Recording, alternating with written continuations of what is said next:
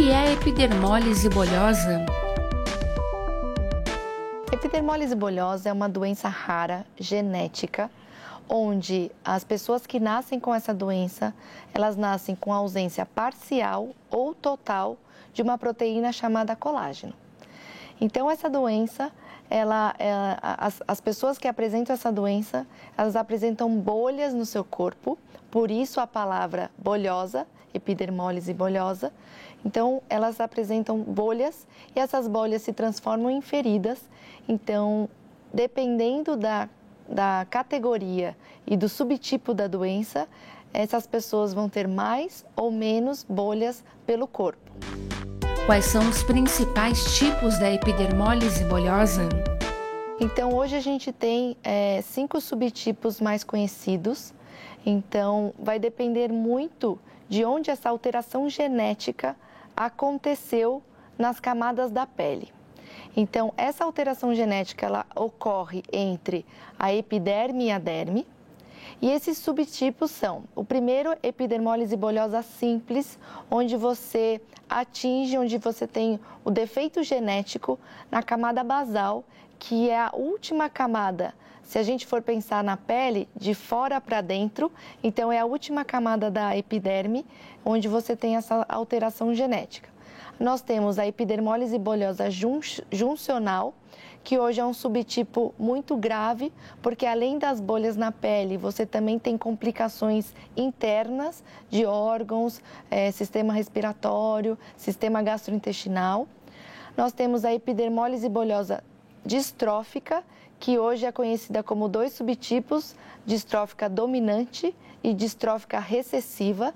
A distrófica recessiva hoje ela é conhecida também como um subtipo grave, onde essas pessoas possuem lesões por diversas partes do corpo e a formação das bolhas é com um simples trauma.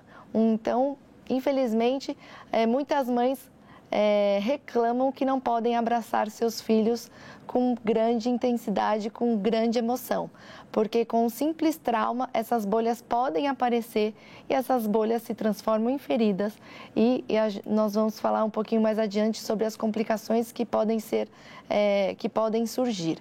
E um último subtipo que hoje no Brasil nós não temos nenhuma pessoa diagnosticada é a síndrome de Kindler, que a sua classificação e apresentação na pele é muito parecida com a distrófica, porém com uma fotossensibilidade muito importante, que é um dos fatores que diferem em relação à epidermólise bolhosa distrófica.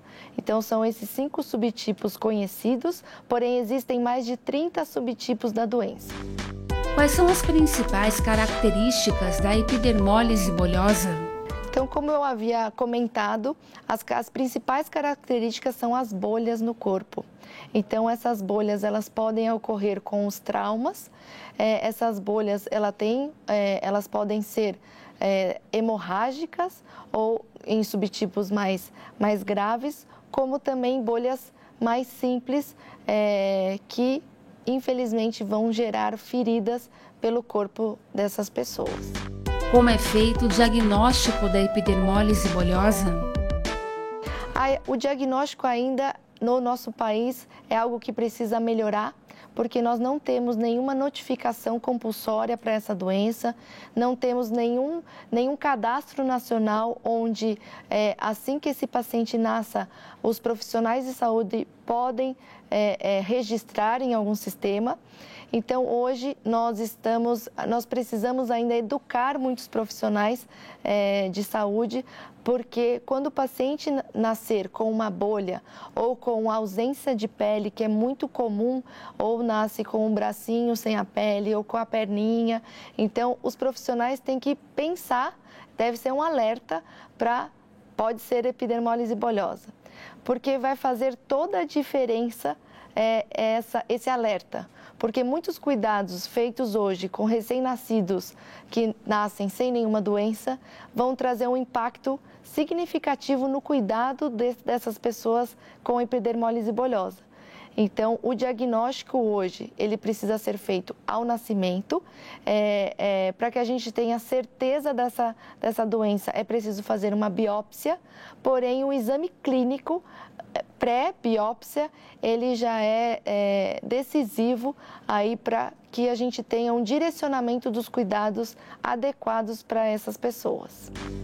A epidermólise bolhosa é uma doença genética? Sim, é uma doença genética, então que ela é passada de pai para filho. Então, se você tem um gene alterado nos pais, esse gene pode ser passado para o filho. Então, tem muitos casos de consanguinidade, onde as famílias, existem casamentos primo com primo, irmão com primo, com tios, enfim. Quando você tem casamentos consanguíneos, o risco de ter uma pessoa com essa doença, ele aumenta bastante. Como também você pode ter uma mutação genética naquele casal. Então, que acaba sendo uma forma ainda mais rara, mas as mutações genéticas, elas podem acontecer sem nós sabermos. Então, ainda é uma doença que não tem como prever. Infelizmente, é como se fosse uma caixinha de surpresa, onde ao nascimento se descobre e não existe nenhum exame pré-natal que identifique e tenha esse diagnóstico prévio. Claro, se é uma família que já tem alguém na família, o ideal é que essa família tenha recebido algum aconselhamento genético para que saiba que esse filho pode nascer ou não com a doença novamente. Qual é a incidência da epidermólise bolhosa na população?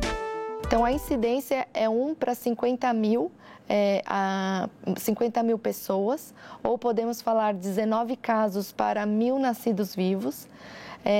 Frente à população brasileira, deveríamos ter em torno de 1.600 a 1.800 casos no país, mas por não ser uma doença evidenciada, notificada, nós hoje temos um cadastro nacional feito através de uma associação nacional que se chama Debra Brasil, e hoje temos mais ou menos 950 pessoas diagnosticadas com essa doença rara. No Vale do Paraíba, existem casos de epidermólise bolhosa? Temos em média 10 pessoas na região do Vale do Paraíba.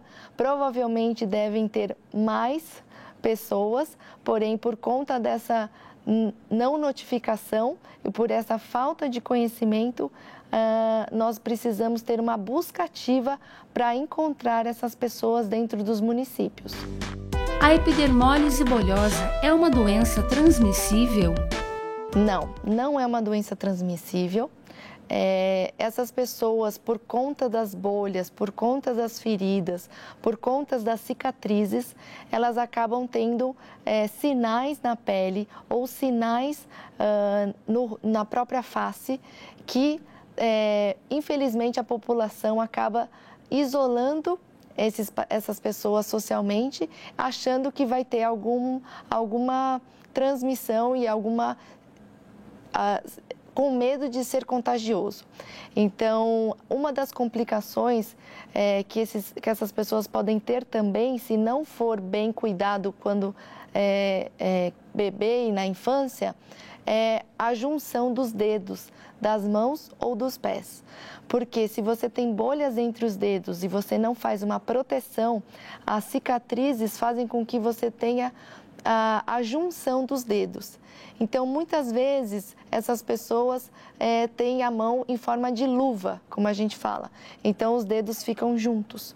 Então, por conta desse sinal que é visto, que é visível para todas que envolvem e convivem com essas pessoas, esse isolamento social ou esse preconceito, ele existe e é algo muito difícil para essas pessoas enfrentarem. Muitas dessas vivem dentro de casa, porque não conseguem conviver ou não conseguem suportar o preconceito vindo de uma suposta, um suposto pensamento de que seja uma doença transmissível. Qual é a expectativa de vida para pacientes com epidermólise bolhosa?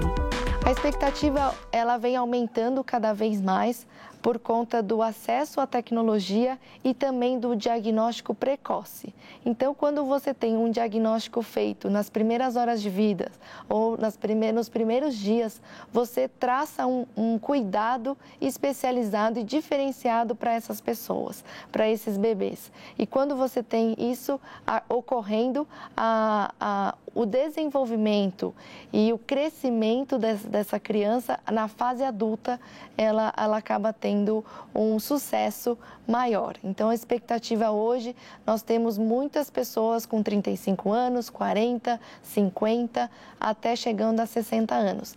Claro que depende muito do subtipo da doença. Então, os subtipos mais graves, como a epidermólise bulhosa juncional, tem uma expectativa de vida se caminha com as complicações, muitos não sobrevivem até o primeiro ano de vida. Então, depende muito do subtipo, do cuidado e do diagnóstico precoce para essas pessoas. Pais e mães de pacientes com epidermólise bulhosa, como devem se portar?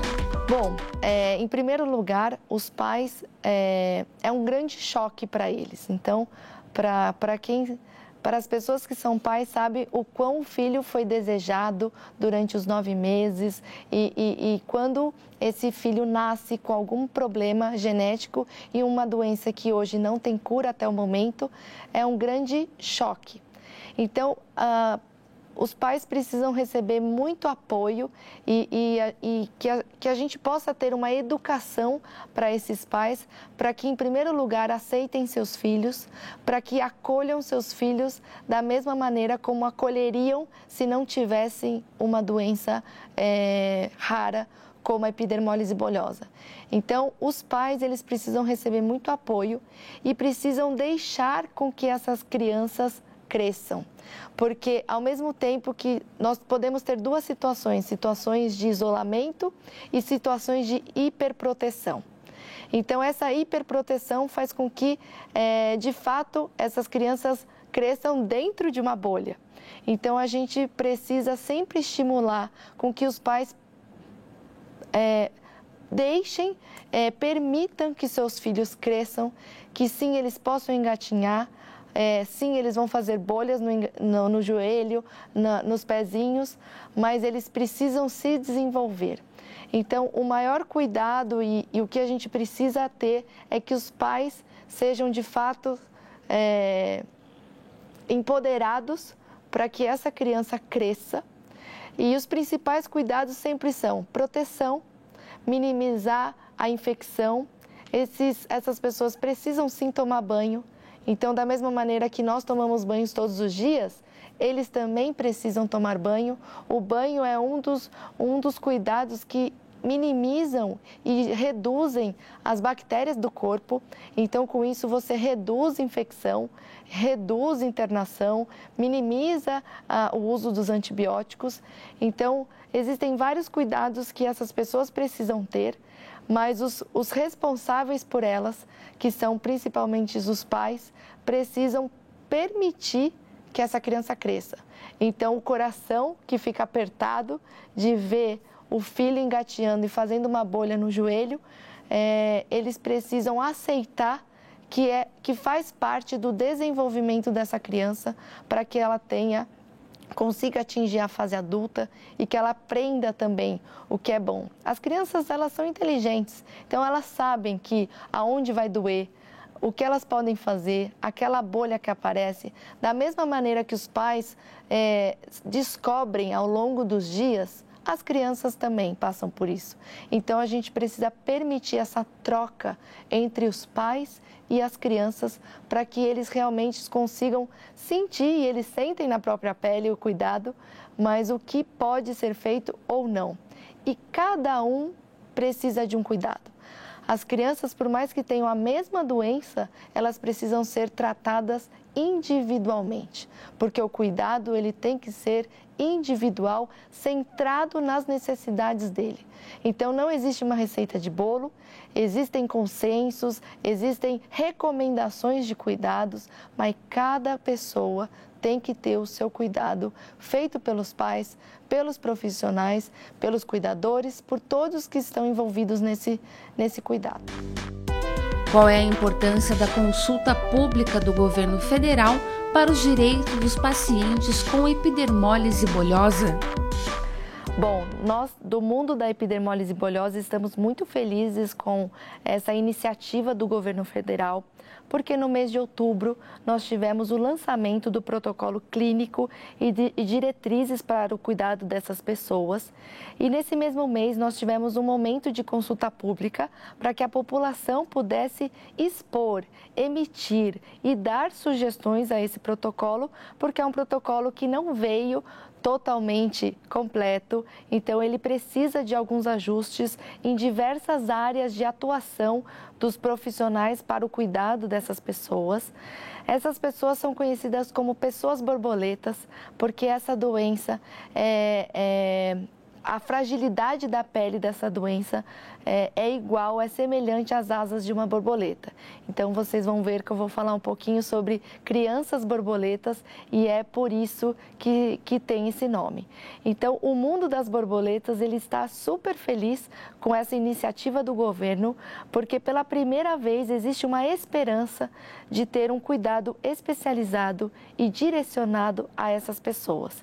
Então, hoje em dia, nós temos alguns centros de referência de doença rara, porém não temos esses centros pelo Brasil todo e muitos municípios, prefeituras e secretarias ainda não têm o conhecimento dessa doença.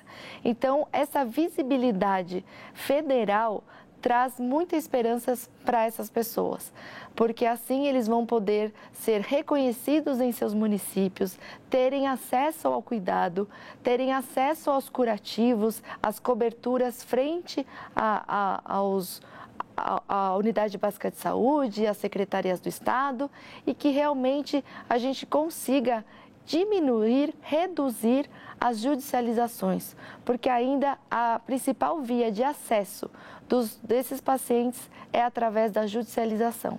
Então, essa iniciativa do governo federal nos traz uma esperança, porque nesse ano de 2019 a gente passa a ter uma linha de cuidados especializadas e direcionadas a essas pessoas. Então, a consulta pública foi de grande importância para que, além de termos uma linha de cuidados, a população passa a saber o que é epidermólise bulhosa, o quão essa doença traz um impacto na qualidade de vida, o quão essa doença traz dor a essas crianças. Ninguém quer sentir dor. Então, imagine nós que queimamos a mão cozinhando. Então, imagine essa dor que a gente fala, parece que a gente vai morrer com essa dor. Então, imaginem bolhas pelo corpo todo. Imagine como que é o impacto na qualidade de vida, na escola, na faculdade, no trabalho, em todo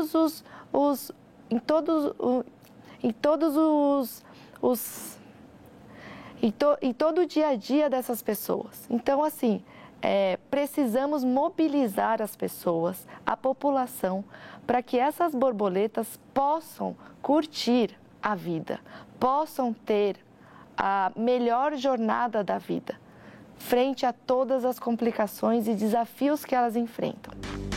Qual a importância da alimentação adequada no tratamento da epidermólise bulhosa?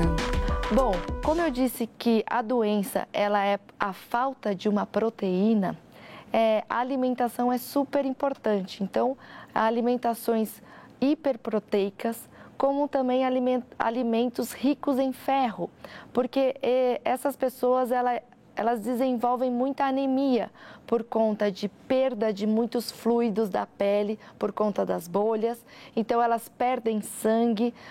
Como eu disse, as bolhas podem ser hemorrágicas. O que seria isso? Sangue dentro das bolhas. Então, esses pacientes, essas pessoas têm muitas anemias e precisam de internações para receber transfusões sanguíneas.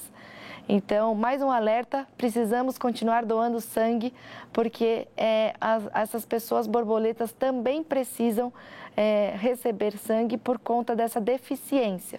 Então, a alimentação é super importante, que ela tenha muitos legumes, que ela tenha proteínas, alimentos ricos em ferro, e a consistência desses alimentos ele também precisa ser modificado.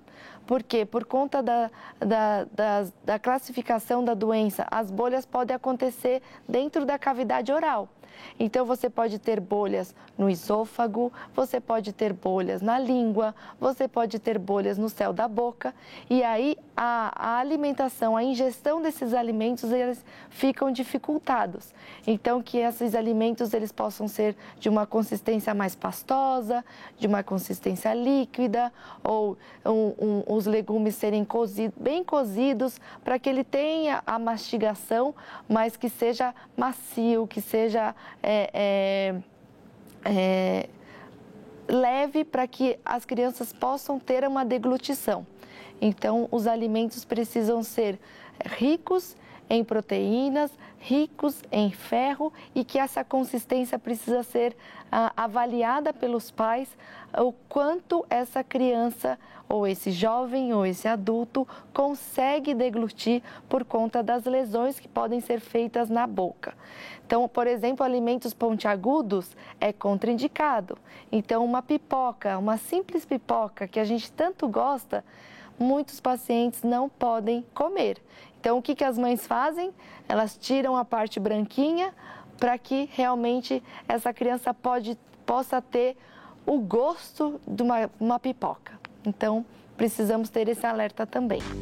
Quais as complicações da epidermólise bolhosa para a saúde do paciente? Uma das principais complicações é a infecção.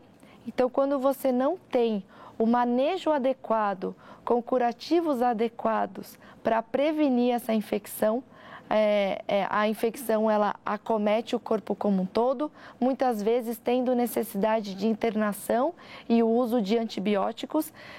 Se esse antibiótico via oral não for suficiente, esse paciente precisa ficar internado para receber um antibiótico intravenoso.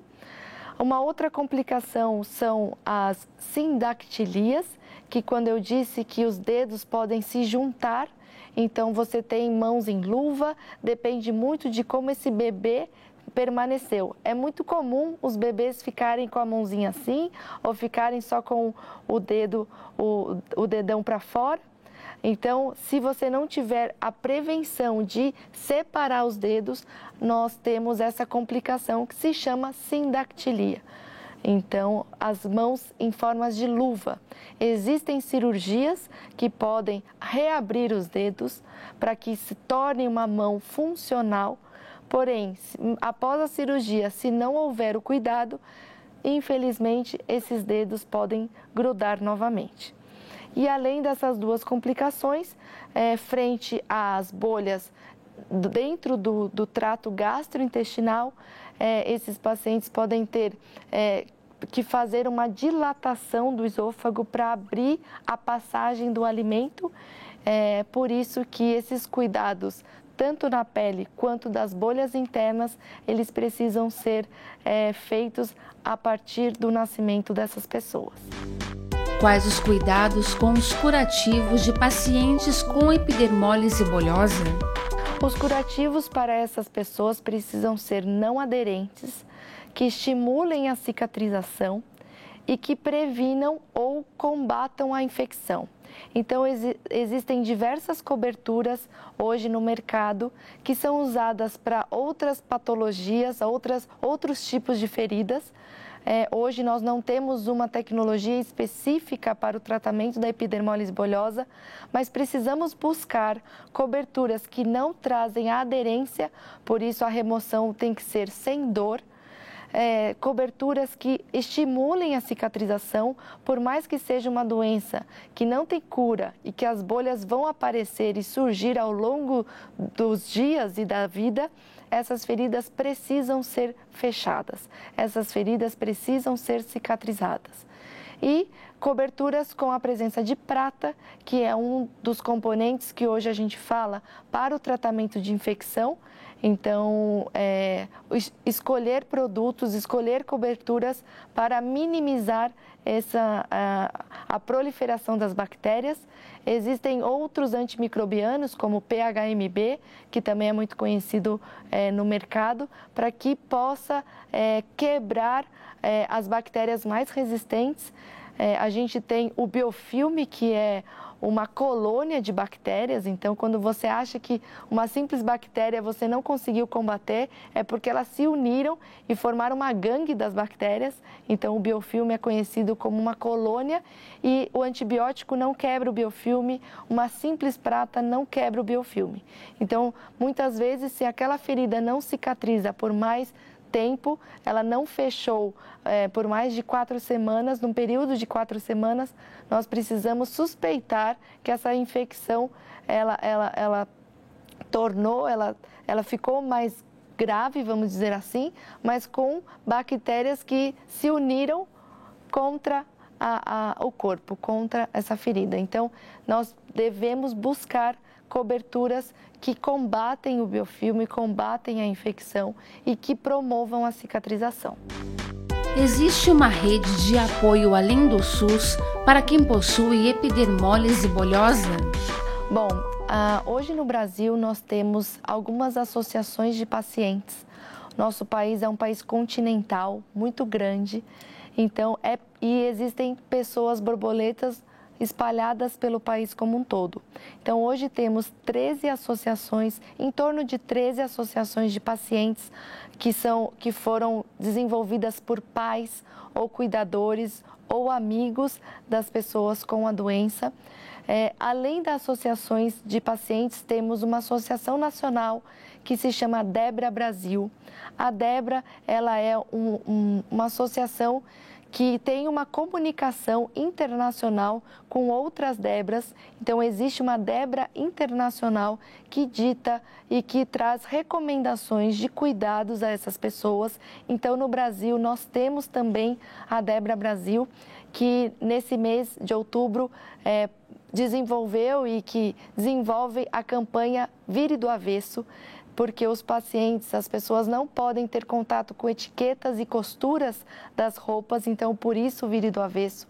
Então a Debra Brasil hoje está envolvida junto às associações e junto ao governo federal para traçar essas recomendações a esses pacientes.